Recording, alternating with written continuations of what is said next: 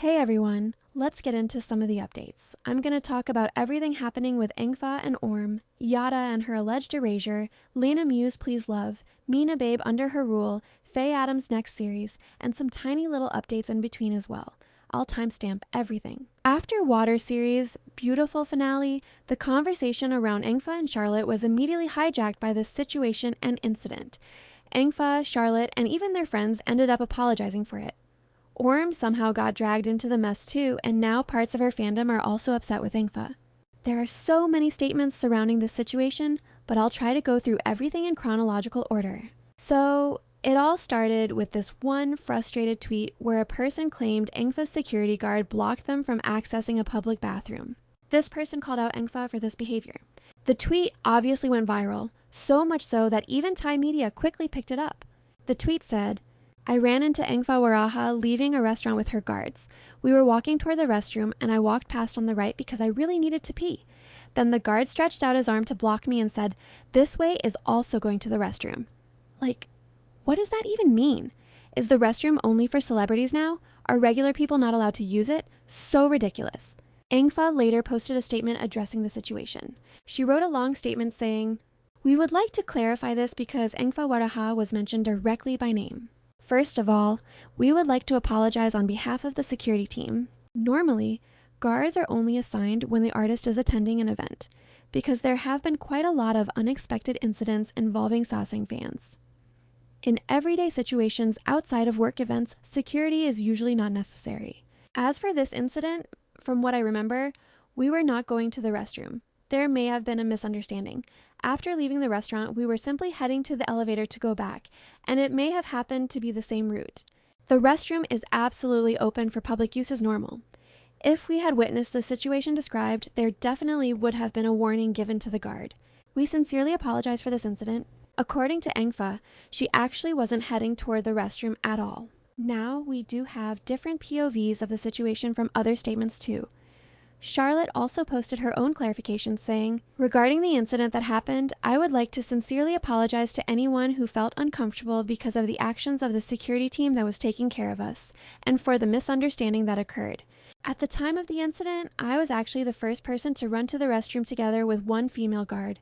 We later came out together with the others who followed afterward, and when we exited the restroom, we happened to see Engfa Waraha about to take the elevator back down, so we said goodbye and went our separate ways. I only became aware of the incident this morning at the same time as everyone else. I did not want to ignore the situation, and I sincerely apologize if this caused discomfort to the public or affected anyone negatively. My friends and I never intended to act as though we deserve privileges above other people. As for security measures, they are only in place depending on the situation and work-related circumstances. So once again, I would truly like to apologize for what happened." So, based on both statements, it seems like there may have been a misunderstanding about where everyone was actually heading. According to Charlotte, she herself did go to the restroom first, while Engfa was apparently heading back toward the elevator. We also got statements from their friends, who are Miss Grand runner-ups as well. One of them said, "As someone who was actually in the restroom during that incident, I'd like to help clarify things as well, so there won't be any further misunderstandings. And thank you to Engfa Waraha for responding so quickly." The truth is that Pengfa really did go down the elevator and did not enter the restroom.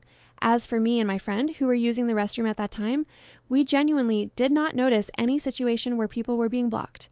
We simply walked in normally, waited in line like everyone else, and stayed inside the restroom the whole time, so we didn't notice whether the guards had stopped anyone or not.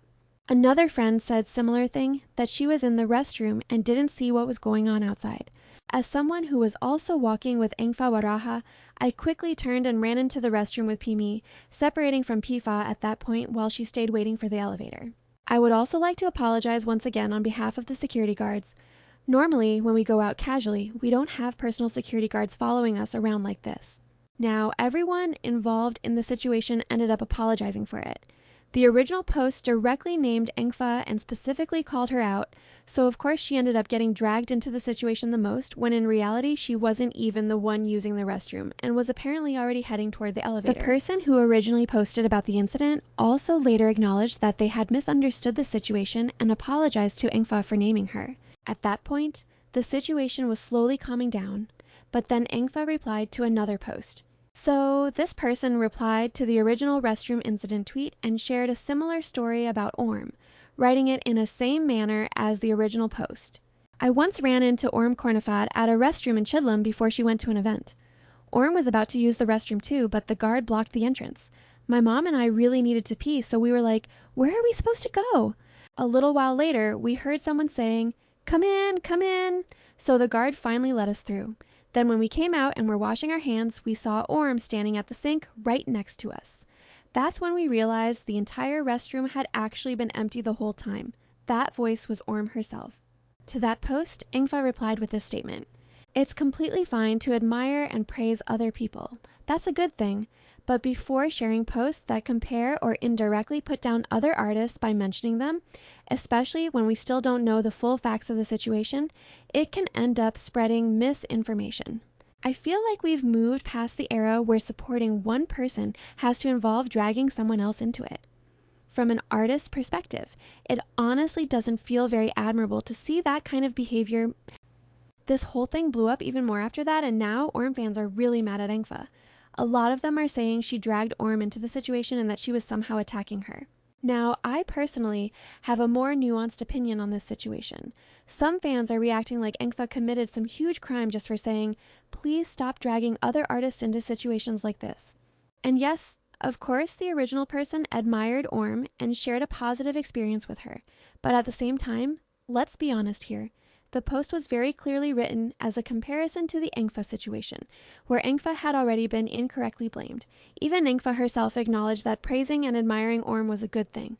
She literally said that in her response. But the tweet was still framed like, see, Orm handled this better, which naturally creates this direct comparison where Engfa becomes the bad example. It had that Engfa should learn from Orm kind of energy to it. So when Engfa responded by saying it's not nice to involve other artists in another artist's controversy, I personally don't really understand why some people took that as an attack on Orm herself. The narrative that Engfa was somehow dragging Orm into this feels a bit absurd to me. Reading that tweet, I don't think she meant any harm toward Orm or any other artist. To me, it sounded more like Engfa standing up for herself after getting wrongly blamed in a situation that had already spiraled out of control. Now, do I understand some of the criticism? Yes. I do agree with people saying it probably would have been better if Engfa had simply ignored the comparison tweet altogether, because then maybe this entire second wave of drama wouldn't have happened. But at the same time, imagine being accused of having celebrity disease.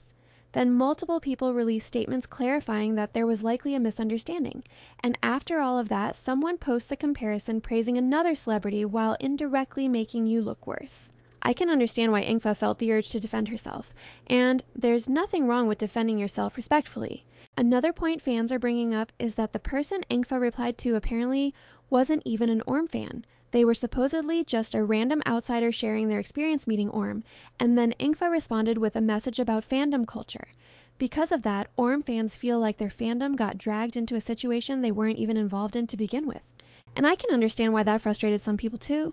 But overall, I still think this situation got blown way more out of proportion than it needed to be.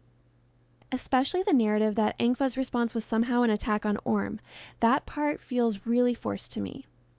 She was addressing the person replying under her controversy, not attacking Orm herself. And just to make this clear before anyone accuses me of being biased, I'm genuinely a fan of both actresses. I think it's important to mention that. I've shared all the information here, and you can decide for yourselves who you think was wrong or right in this situation. Personally, I just don't see it as an attack on Orm in any way. To me, it looked more like Engfa defending herself. You can always share your opinions too. Just please keep it respectful. Speaking of Orm, did you guys see that Lingling basically turned into Orm for her 31st birthday? She literally looked like Orm. And on top of that, Orm decided to wrap herself in a ribbon as a birthday gift for Lingling. We really unlocked a new level here. I mean, Lingling did say she wanted a lover this year on her birthday. This is actually crazy.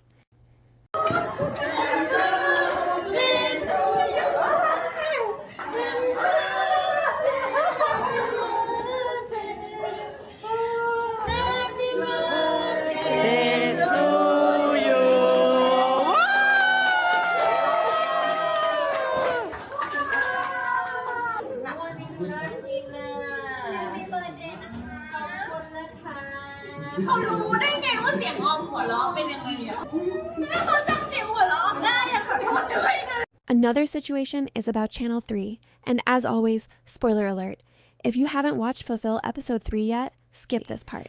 Well, we saw cameos from almost all the actresses in Fulfill, but if you watched the episode, you probably noticed that one person was missing, Yada.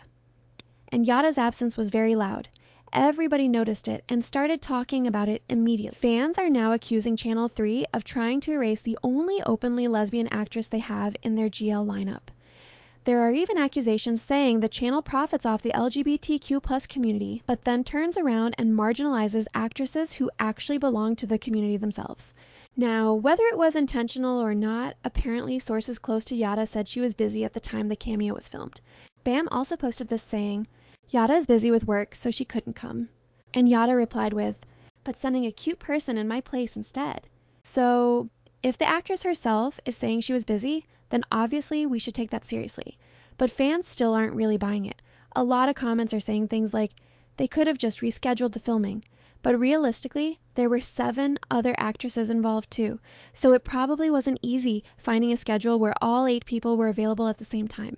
Now, when you combine this situation with the fact that Channel 3 also hasn't really promoted this couple properly or given them enough events compared to others, I do understand why fans side-eye the channel a little bit. Other than that, after watching all the couples together, I think Channel 3 should seriously consider doing a full ensemble cast project like their own version of Girls Rule. And please, they better adapt a novel for it instead of trying to write an original story themselves. We also got a glimpse of Please Love from the fitting photos. For those who don't know, Please Love is lenamiu's next series based on the novel of the same name. And as someone who has actually read the novel, while I'm watching fans completely freak out over these fitting pictures, let me tell you something. These pictures are nothing compared to the actual context of the novel. Like, these pictures are not freaky enough yet. Maybe they'll release more later. I hope they do, because this series is going to be really exciting if it's done right. I'm especially looking forward to seeing how Lena is going to play Feme, because she is an absolute red flag and an incredibly toxic, insufferable character. She's basically the villain of her own love story, and that's the part I'm most excited to see. As for the release window, I saw a few comments saying the series is coming out in September, but as far as I remember, and I think I still have the clip somewhere, so I'll add it if I can find it. Lena and Miyu were talking to fans at an event and mentioned that both our series are coming in September. I personally think they were talking about their separate individual projects, not necessarily Please Love itself. I could be wrong though, that's just how I understood it. There's still no official statement regarding the release date, so take everything with a grain of salt. Maybe it's probably going to come out sometime in the 4th quarter of this year, similar to last year's schedule.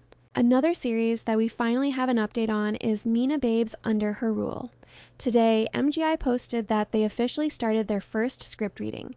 Yes, it's late, but thank God MGI didn't just shelve this project completely. There had been such silence around it that I forgot this series even existed. At this point, we still don't know what the future is going to look like for most GL couples under MGI. Are Engfa and Charlotte going to have another series together? Nobody knows. Probably if some third party gets involved, maybe. As for Mina Babe, they at least still have Under Her Rule, but outside of that, there really isn't much else to look forward to from this company right now. Chasing Love's Blessing ceremony is being held this Wednesday, May 13th, and the show is already set to premiere on the 29th. Faymay had their first fan meeting, where they apparently kissed.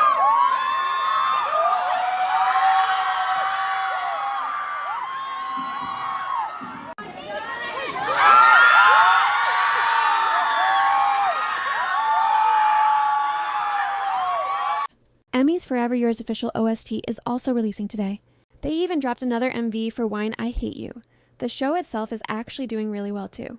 And we need to talk about Broken of Love because damn, episode 7 got really serious. The whole backstory involving the mothers was so heavy, in fact almost every show lately has been heavy. Hometown Romance was so fun for almost the entire episode and then suddenly it ended with that scene. Like, I really thought we weren't going to cry during this LMSY series. Then Broken of Love and Shades were both so intense too. Sophie's mom is actually crazy. She needs help. Well, Faye dyed her hair red just because Adam said red was her favorite color. And they also talked a little bit about their next series together, their recent love. The new series. Okay. We have but not too drama แล้ว it's kind of like romantic comedy ละ Lingling and Freen also attended this wedding that nobody initially knew anything about. People were confused why so many celebrities were there, but it turns out it was the wedding of a really famous makeup artist. And of course, GL fans are happy we got to see Freen and Lingling together. That's all I have for today. Thanks for watching. See you in the next one.